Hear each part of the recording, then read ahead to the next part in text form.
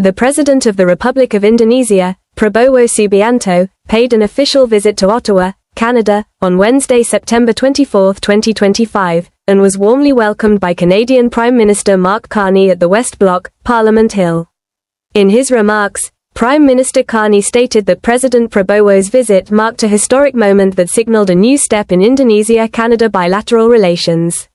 He emphasized Indonesia's role as a strategic partner amid the dynamics of global trade and praised President Prabowo's speech at the United Nations General Assembly as inspiring. Prime Minister Carney also highlighted the signing of the Indonesia-Canada Comprehensive Economic Partnership Agreement, ICA-CEPA, which became Canada's first bilateral trade agreement with an ASEAN country. He noted that this agreement would bring significant benefits to both nations, including expanding Canada's export market in Southeast Asia. Beyond trade, both countries agreed to strengthen defense and security cooperation to support regional peace and stability. Concluding his speech, Prime Minister Carney underscored the shared commitment of Indonesia and Canada to a multilateral order that upholds peace, prosperity, and the rights of all people. Good afternoon, everyone. Bonjour tout le monde. This is a very happy, momentous occasion. President Subianto, President Prabowo, thank you for honoring us. Thank you for honoring us with your visit to Canada today. It is a pleasure to welcome you, your delegation, to be here with our Minister of National Defense, our Minister of International Trade, our Ambassador, our Special Envoy, Ian McKay, and particularly to come at a critical time for Indonesia, for Canada, if I may, for Asia, for the world, for our workers and businesses, because and the President and I, as you know, are just coming back from New York and the General Assembly, which reconfirmed that the world is changing rapidly. We know the global trading system is being disrupted. Geopolitics are realigning. The AI, artificial intelligence, sustainable revolutions are gathering pace. And in Canada, what this hinge moment has underscored is that we need to build our economy strong at home, as you are doing, and to diversify and deepen our trade and security relationships abroad.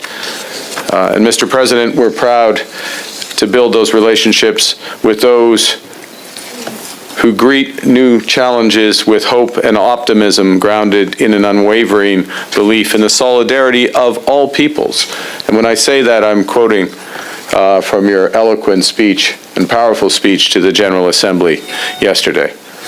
And in this spirit, I'm pleased to announce that alongside with the President, we are signing the Canada-Indonesia Comprehensive Economic Partnership Agreement, or CEPA.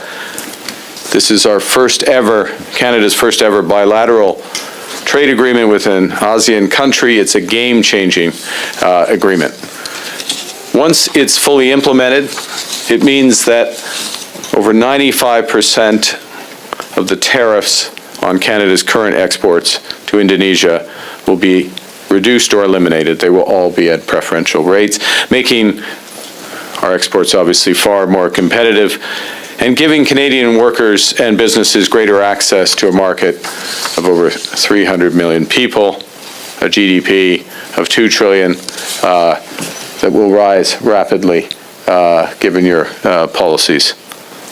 En français, pour un moment, en éliminant ou en réduisant les obstacles tarifaires et non tarifaires, nous générons de nouvelles occasions pour les entreprises canadiennes, et surtout dans le domaine de l'agriculture, l'agroalimentaire et des pâtes et papier. Colleagues, friends, this is the right deal at the right time with the right partner. This is our largest export market, Canada's largest export market in Southeast Asia. It's an economy, I just referenced the ambitions, the pace of growth. It's an economy that is projected to be one of the world's top 5 economies in a few decades. And it's an agreement that brings our countries closer together and will help unlock those major opportunities and to further that process. Also, we are agreeing and launching a new market leader partnership agreement between our Export Development Agency, Export Development Canada, and the Indonesia Investment Authority. It's a partnership that will mobilize over $800 million in private capital for Canadian exporters and investors across priority sectors ranging from infrastructure, digital services, renewable energy, and advanced manufacturing. Nous saluons aussi la signature d'un accord le Conseil canadien des affaires et la Chambre de commerce et de l'industrie de l'Indonésie qui s'ajoutent à ces efforts. Et ce protocole va permettre de renforcer les liens entre les entreprises de nos deux pays. Les missions commerciales bilatérales annoncées dans le cadre à cet accord créeront un solide réseau d'alliances commerciales. We know we live in a increasingly divided and dangerous world, so economic strength, economic agreements need to be reinforced by shared efforts for security. And that's why Canada and Indonesia are also announcing a new defense cooperation agreement, and I'd like to thank the Chief of the Defense Staff for joining us today. We will deepen our collaboration in maritime security, cyber defense, peacekeeping, military education. This is critical for Canada as part of our Indo-Pacific strategy, and it sends a strong signal to the world that Canada and Indonesia are committed to working together for peace and stability in the region and beyond.